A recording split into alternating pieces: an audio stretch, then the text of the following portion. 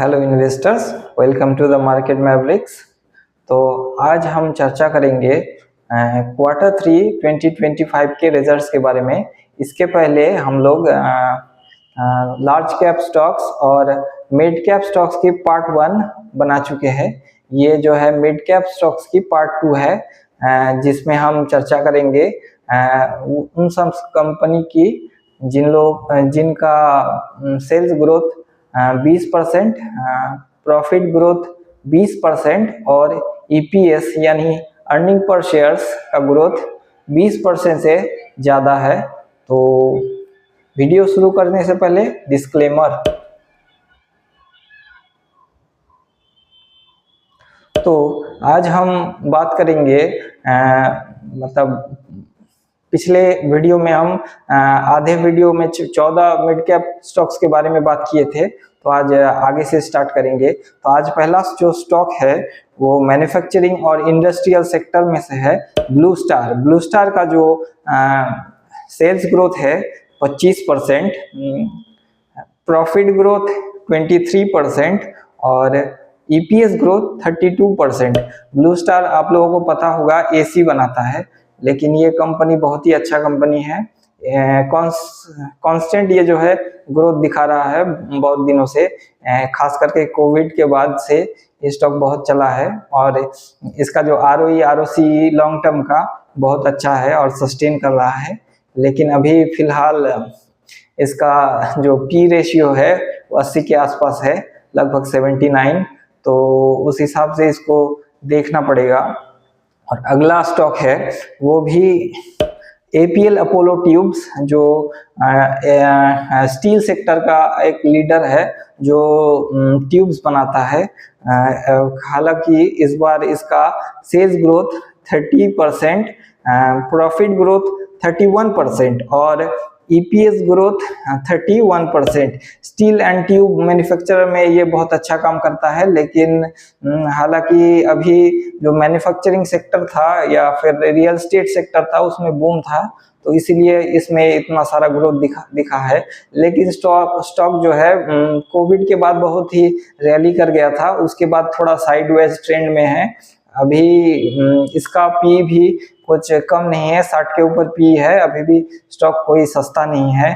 और उसके बाद अगला जो कंपनी है जीई वर्नोवा टी&डी, ये एक पावर ट्रांसमिशन का सेक्टर का एक कंपनी है जिसका profit growth 28%, sales growth 28%, profit growth 189% और ईपीएस ग्रोथ 189% है।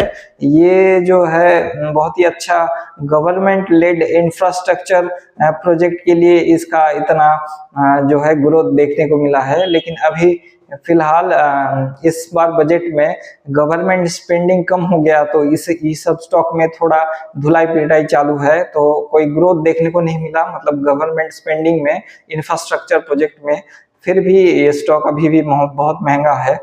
और उसके बाद अगला जो स्टॉक है हुडको, ये एक हाउसिंग फाइनेंस कंपनी है, गवर्नमेंट बैक कंपनी है। ये पीएसयू सेक्टर की कंपनी है, जिसमें प्रॉफिट ग्रोथ 37%, मतलब सेल्स ग्रोथ 37%, प्रॉफिट ग्रोथ 42% और ईपीएस ग्रोथ 42% देखा गया।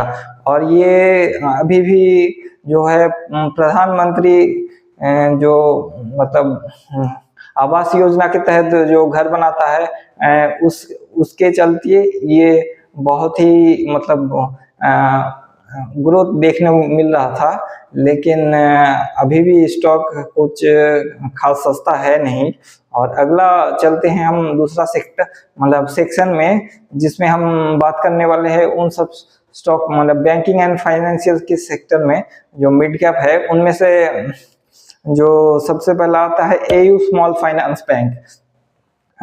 इसका सेल्स ग्रोथ 50%, प्रॉफिट ग्रोथ 41% और ईपीएस ग्रोथ 27%।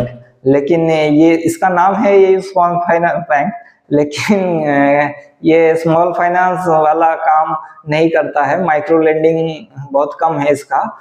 अभी भी तो फिलहाल इसको एक लार्ज बैंक की तरह आप देख सकते हैं। पिछले मतलब कुछ साल से ये बैंक बहुत अच्छा कर रहा है। एनपीए जो है अपना एनपीए इसका ठीक ठाक मतलब रेस्ट्रिक्ट करके रखा है, और ये मेनली जो टूरिज्म सेक्टर में ये सब लेंड करता है। टूरिस्ट कोविड के बाद जो टूरिज्म सेक्टर में बूम आया उसमें है, उसके चलते इसमें इतना सारा ग्रोथ देखने को मिला है।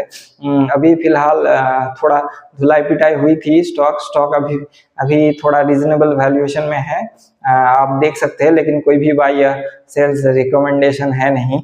और अगला स्टॉक है एक पीएसयू सेक्टर का बैंक ऑफ महाराष्ट्र। इसका जो सेल्स ग्रोथ है 22%, प्रॉफिट ग्रोथ 36% और ईपीएस ग्रोथ 25%। इसमें अभी भी बैंकिंग स्टॉक में से ये सबको मतलब एक चाहिता स्टॉक था, लेकिन इन सब पीएसयू बैंक का एक ही प्रॉब्लम है कि कब कहाँ एनपीए बढ़ जाए किसी को पता नहीं चलता है, लोन राइट ऑफ हो जाता है, और फिर मतलब ये गवर्नमेंट अपने ही मतलब फायदे के लिए सब बैंक चलाता है। कोई मतलब लॉन्ग टर्म के पर्सपेक्टिव से ये सब स्टॉक्स ठीक नहीं है। मतलब छोटा मतलब शॉर्ट टर्म के लिए तो ठीक था, लेकिन अभी कभी भी बढ़ जाता है, कहाँ से कौन सा फाइल खुल जाता है पता नहीं चलता है कि एनपीए कहाँ बढ़ जाता है, कहाँ राइट ऑफ हो जाता है, कहाँ लोन माफ हो जाता है। तो ये सब सेक्टर से बच के रहना चाहिए, लेकिन ये मेरा पर्सनल व्यू है। आपका व्यू अगर अलग हो तो आप लोग इन्वेस्ट कर सकते हैं इसमें। उसके बाद अगला जो स्टॉक है वो 361, इसका जो प्रॉफिट ग्रोथ 44%, सेल्स ग्रोथ 21% और ईपीएस ग्रोथ 33%। ये वेल्थ मैनेजमेंट कंपनी है। ये पहले इसका नाम था आईआईएफएल वेल्थ मैनेजमेंट, लेकिन आईएफएल वेल्थ, और ये वेल्थ मैनेजमेंट कंपनी है।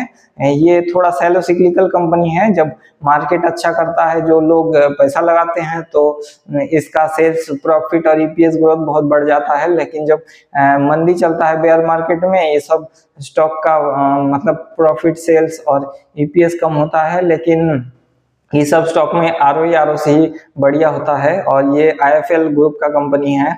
एएम ग्रोथ इसका अच्छा देखने को मिला है। हालांकि ये सभी वेल्थ मैनेजमेंट, ब्रोकिंग कंपनी, ये सब कंपनियों का मतलब ग्रोथ जब बुल मार्केट चल रहा था तो अच्छा देखने को मिला था, और अभी भी फिलहाल सब थोड़ा नीचे है, वैल्यूएशन अभी रीजनेबल लग रहा है, लेकिन जाके ले मत लीजिएगा, अपने फाइनेंशियल एडवाइजर से पूछ के लीजिएगा। और अगला जो सेगमेंट है वो है pharma and health care. Pharma और हेल्थ केयर में पहला स्टॉक है ग्लेनमार्क फार्मा। इसका सेल्स ग्रोथ 35%, प्रॉफिट ग्रोथ 193% और ईपीएस ग्रोथ 199%। ग्लेनमार्क फार्मा हालांकि ये मतलब ईयर ऑन ईयर में जो ये मतलब लॉस मेकिंग था, अभी प्रॉफिट मेकिंग हुआ है, और इसीलिए इतना इसका ग्रोथ देखने को मिला है। कोविड के बाद ये रैली मिला था थोड़ा, उसके बाद फिर थोड़ा स्टॉक में ठंडक देखने को मिला था। अभी फार्मा सेक्टर थोड़ा मतलब स्ट्रेंथ दिखा रहा है, लग तो रहा है ऐसा ही, लेकिन डोनाल्ड ट्रंप के टैरिफ की वजह से भी थोड़ा प्रेशर में है फार्मा स्टॉक भी। और ये यूएस में जेनेरिक सेल्स करता है। डोनाल्ड ट्रंप अगर 15% जो टैरिफ लगा दे तो इसका सेल्स में इसको बहुत दिक्कत होने वाला है। हालांकि ज्यादातर कंपनी यूएस में जेनेरिक ड्रग्स ही सेल मतलब एक्सपोर्ट करता है, तो इसीलिए सब स्टॉक में थोड़ा अभी प्रेशर में है। और अगला स्टॉक है सुवेन फार्मा। सुवेन फार्मा का सेल्स ग्रोथ 40%, प्रॉफिट ग्रोथ 77% और ईपीएस ग्रोथ भी 77%। ये कॉन्ट्रैक्ट रिसर्च मैन्युफैक्चरिंग क्रैम्स बोला जाता है, कॉन्ट्रैक्ट रिसर्च मैन्युफैक्चरिंग सेक्टर में है। और ये जो इसका एक R&D डिवीजन भी है, जो फिलहाल शायद हमको लगता है कि जो मतलब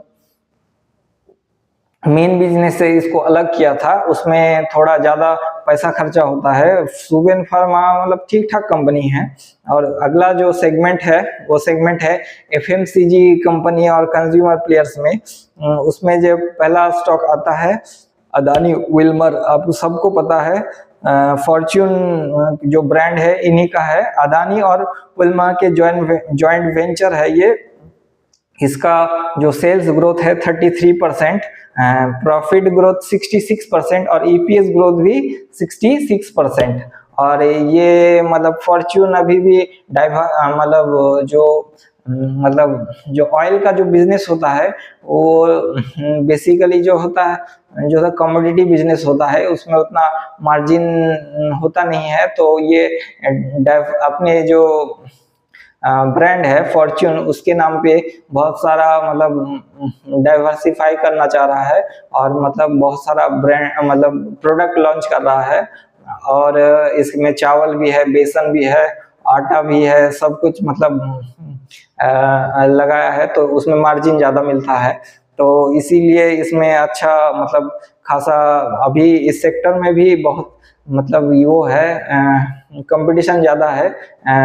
आशीर्वाद आटा के साथ ये कंपटीशन में लगा है। और फिर अगला स्टॉक जो है गॉडफ्रे फिलिप, ये एक सिगरेट कंपनी है। इसका profit growth 27%, profit growth 49%, sales growth 27% और ईपीएस ग्रोथ 49%। ये जो आप लोग देखे होंगे गोल्ड फ्लेक करके एक जो सिगरेट आता है वो इसी कंपनी का है। बहुत मतलब सुट्टा मारने वाला लोगों का फेवरेट है। तो हालांकि कोई भी रिकमेंडेशन नहीं कि आप भी सुट्टा मार ले, लेकिन ये जो है सो है। और अगला सेगमेंट है एनर्जी एंड कमोडिटीज। जो पिछला बुल मार्केट यही एनर्जी के थीम पे चला था, एनर्जी, डिफेंस और पीएसयू सेक्टर, इसी में था मतलब पूरा रैली। और अभी लेकिन सब स्टॉक मतलब टाइट फिश है। और पहला स्टॉक प्रीमियर इंजिन्स, ये रिन्यूएबल एनर्जी का स्टॉक है। इसका जो प्रॉफिट ग्रोथ था ना, सेल्स ग्रोथ था 140%, प्रॉफिट ग्रोथ था 491% और ईपीएस ग्रोथ था 245%। ये एक स्ट्रॉन्ग मतलब सोलर पैनल बनाने की कंपनी है। तो इसके चलते इसको जितने भी सोलर बनाने की कंपनी है उसमें ग्रोथ ठीक ठाक मिला था। इसके चलते इन लोगों का पी भी ट्रिपल डिजिट में पहुंच गया था। लेकिन अभी भी डोनाल्ड ट्रम्प के मतलब चलते ये सब स्टॉक प्रेशर में है। तो अभी देखना पड़ेगा ये सब स्टॉक का क्या हाल होता है। लेकिन ये जो कंपनी है इन लोगों का दिक्कत यही है कि ये सब सिक्लिकल स्टॉक होता है और लॉन्ग टर्म में इतना ग्रोथ सस्टेनेबल होना मुश्किल होता है। कभी भी 40% के ऊपर ग्रोथ या 35% के ऊपर ग्रोथ सस्टेनेबल होना बहुत ही मुश्किल है। दो चार क्वार्टर ठीक ठाक होता है, उसके बाद मतलब सब गायब हो जाता है ग्रोथ तब सब स्टॉक में मतलब एग्जिट लेना मुश्किल हो जाता है। तो उसके बाद है एनएलसी इंडिया, जिसका सेल्स ग्रोथ है 39% और प्रॉफिट ग्रोथ है 167% और ईपीएस ग्रोथ है 166%। ये कोल बेस्ड पावर बनाने वाली कंपनी है। और को मतलब तो इसका भी मतलब पीएसयू सेक्टर की कंपनी है, लेकिन ठीक ठाक ग्रोथ था।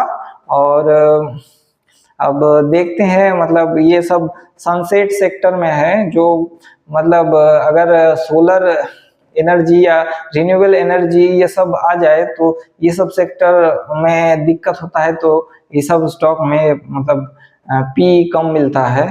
तो अगला स्टॉक जो है, और मेनली ये सब रिन्यूएबल सोर्स में एनर्जी में अगर इंडिया मतलब इतना ध्यान इसलिए दे रहा है क्योंकि बाहर से तेल इंपोर्ट करना पड़ता है, उससे बहुत ही हम लोग का डॉलर खर्च हो जाता है। और इसीलिए हम लोग का जो एक्सपोर्ट इंपोर्ट में जो एक्सपोर्ट से ज्यादा इंपोर्ट हो जाता है। तो इसीलिए मतलब अपने घर से ज्यादा डॉलर देके वो सब खरीदना पड़ता है। इसीलिए मोदी जी इतना मतलब इस पे जोर दे रहे हैं, खास करके रिन्यूएबल एनर्जी में। और इसके बाद है नेशनल एल्यूमिनियम, ये नेल्को करके कंपनी है। ये जो सेल्स ग्रोथ था 39%, profit growth 224% and EPS growth भी 224%। तो ये भी एक मतलब पीएसयू सेक्टर की कंपनी है। ये एल्यूमिनियम मतलब एल्यूमिनियम के और माइनिंग में है। तो ये सेक्टर मतलब फिलहाल ठीक है ये सब सेक्टर, लेकिन ये सब लॉन्ग टर्म के लिए नहीं होता है ये सब स्टॉक। और उसके बाद हम आते हैं अगला जो है मतलब गोदरेज इंडस्ट्रीज, जो एक गोदरेज इंडस्ट्रीज मतलब गोदरेज प्रॉपर्टीज के ही मतलब गोदरेज जो ग्रुप है उसी का कंपनी है। वो गोदरेज प्रॉपर्टीज के साथ ये काम करता है। तो जो रियल एस्टेट में है, मुंबई में मतलब बहुत बड़ा बड़ा प्रोजेक्ट बनाता है। इन लोगों का बहुत सारा लैंड है वहाँ, मतलब अपना खुद का लैंड है, तो उसी के ऊपर प्रोजेक्ट बनाता है। तो उसी में ये मतलब हेल्प करता है मतलब गोदरेज प्रॉपर्टीज को। और ये मतलब ठीक ठाक कंपनी है, और ये रियल एस्टेट कंपनी है। तो लेकिन अभी रियल एस्टेट कंपनी मतलब ठीक ठाक ग्रोथ दिखा रहा था। तो इसका जो सेल्स ग्रोथ है 34%, प्रॉफिट ग्रोथ 77% और ईपीएस ग्रोथ भी 77%। उसके बाद अगला जो स्टॉक है वो है मतलब रियल एस्टेट का और एक किंग मतलब सीमेंट कंपनी एसीसी। एसीसी मतलब वो मतलब हर्षद मेहता का फेवरेट स्टॉक, जो मतलब सोना बनाने वाली कंपनी के जैसा उसको पी मिला था एक टाइम पे। 91 के जो स्कैम हुआ था मतलब, तो उसमें इसका बहुत मतलब ऊपर गया था, 10,000 के ऊपर पर स्टॉक चला गया था। तो मतलब सीमेंट तो नहीं बनाता था, तब सब लोगों को लगता था कि वो सोना बना रहा है, तो इसीलिए इतना मतलब इतना ऊपर गया, इतना ऊपर गया। फिर उसको मतलब अपना पुराना हाई तोड़ने में 10 साल लग गया। लेकिन ये प्रोडक्ट अच्छा है, मतलब एसीसी सीमेंट बहुत अच्छा कंपनी है। और ये अभी फिलहाल अदानी ने जो जो अदानी ग्रुप है उसने ये टेक ओवर लिया था, तो इसीलिए इसका जो सेल्स ग्रोथ आया था 21%, profit growth 103% and EPS growth 103%। अभी इंफ्रास्ट्रक्चर में डिमांड चल रहा है, तो मतलब ये सब स्टॉक थोड़ा मतलब अच्छा मतलब ग्रोथ दिखा रहा है। हालांकि मतलब जो अंबुजा और एसीसी अदानी ने मतलब टेक ओवर किया है, तो उनके साथ मतलब नंबर 1 प्लेयर अल्ट्राटेक जो बिरला ग्रुप का कंपनी है उसके साथ बहुत ही वो टक्कर देखने को मिला है। नंबर 1 और 2 प्लेयर में बहुत अभी फाइट चल रहा है। तो सब मतलब डिफरेंट मतलब सीमेंट कंपनी को टेक ओवर करके नंबर 1 और नंबर 2 प्लेयर बनने की कोशिश कर रहा है, क्योंकि रियल एस्टेट मतलब इंफ्रास्ट्रक्चर डेवलपमेंट में इंडिया बहुत भी काम कर रहा है। तो लग रहा है कि हम भी करें। तो मतलब अदानी को लग रहा है कि यहाँ मतलब पूरा इंफ्रास्ट्रक्चर का उनका ज्यादा काम है, तो अपना ही सीमेंट से क्यों पैसा ना बनाया जाए। लेकिन उसके बाद जो लास्ट स्टॉक है वो डिक्सन टेक्नोलॉजी का भाई है, केन्स टेक्नोलॉजी। इसका मतलब sales growth 30%, profit growth 47% and EPS growth 47%। ये इलेक्ट्रॉनिक मैन्युफैक्चरिंग प्लेयर में से एक है, मेक इन इंडिया के वेब में आया था। तो सब स्टॉक का पी 200 के आर पार चला गया था, मतलब ऊपर ही उड़ रहा था स्टॉक, अलग ही दुनिया में सब मतलब 8,000 के पार हो गया था अभी भी फिलहाल। लेकिन जो प्रॉफिट ग्रोथ आया, सेल्स ग्रोथ आया, लोगों को पसंद नहीं आया, तो ऊपर से 50% उड़ गया ऐसे स्टॉक का। और डिक्सन में भी मतलब ज्यादा ग्रोथ था, फिर भी डिक्सन का भी मतलब प्रॉफिट सेल्स पसंद नहीं आया। तो ये मतलब ऐसा होता रहता है, जब कभी भी कोई सेक्टर में बूम चलता है तो बहुत ग्रोथ करता है, उसके बाद 100% ग्रोथ करता है, फिर भी लोगों को पसंद नहीं आता है। जैसे कि एक टाइम पे इन्फोसिस का हुआ था 2000 में, वो 2000 का मतलब 200 के पी पे चला जाता है स्टॉक, उसके बाद पैसा बनाना बहुत मुश्किल हो जाता है। ऐसा नहीं है कि 100 के पी के बाद भी 200 हो जाता है तो डबल हो जाता है स्टॉक, मतलब पी एक्सपेंशन से ही स्टॉक डबल हो जाता है, लेकिन उसके बाद मतलब ग्रोथ देना मुश्किल हो जाता है। तो आज मिड कैप स्टॉक यही तक रखते हैं। अगला वीडियो में हम लोग बात करेंगे स्मॉल कैप स्टॉक के बारे में। तो अगर आपको वीडियो इंफॉर्मेटिव लगा हो तो फैमिली और फ्रेंड के साथ शेयर कीजिएगा, लाइक कीजिएगा, कमेंट कीजिएगा, और अगर कोई क्वेरी हो तो नीचे मतलब आप लोग पूछ भी सकते हैं, और इफ यू लाइक मतलब और सब्सक्राइब भी कीजिएगा, और मतलब हम लोग को थोड़ा मोटिवेशन मिलेगा कि अगला वीडियो लाए। तो उसके बाद फिर माइक्रो कैप्स के मतलब माइक्रो कैप्स का भी लाएंगे वीडियो, और उसके बाद एसएमई स्टॉक्स का भी, और ये सीरीज हम खत्म कर देंगे Q3 2025 का। तो यही तक रखते हैं। Thanks for your time.